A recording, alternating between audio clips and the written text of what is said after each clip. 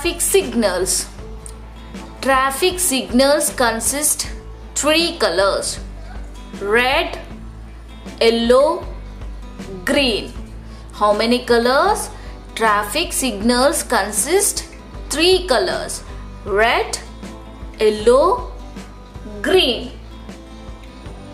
When the signal turns red, you must stop.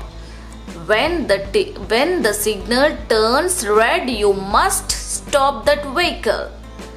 When the signal turns yellow, you must slow down or wait. Slow down or wait. And the last signal is green. When it turns green, the signal turns to green, then go. When it turns to green, then go that vehicle. Red, stop that vehicle or stop. Red, stop. Yellow, slow down or wait.